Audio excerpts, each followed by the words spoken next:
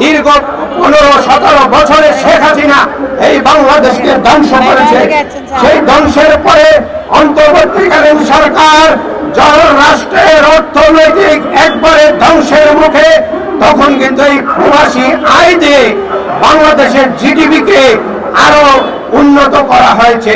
President Ziaur Rahman যখন Saudi আরবে গিয়েছিল, তখনকার বাদশাহ বলেছিল, মাননীয় প্রেসিডেন্ট আপনি কি চান?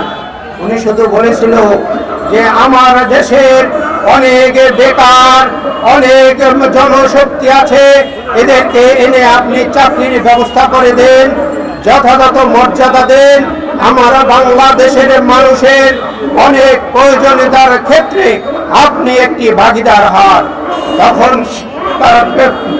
সেই বাদশাহ এই প্রেসিডেন্ট, শহীদ প্রেসিডেন্ট জিয়াউর রহমানের কথা রেখেছিল, এবং তখন থেকে এই মধ্যপ্রাচ্যে বাংলাদেশের বহুত মানুষ যে সেখানে চাকরি করে, তাদের সংসার পরিচালনা করছে, ভাই বোনদেরকে লেখাপড়া করছে, রাষ্ট্রের যে অন্যতম জিডিপি সেখানে যথাযথ ব্যবস্থা করছে, এবং তাদের সেই মর্যাদার জায়গায় জিডিপিতে তাদের অধিকার এবং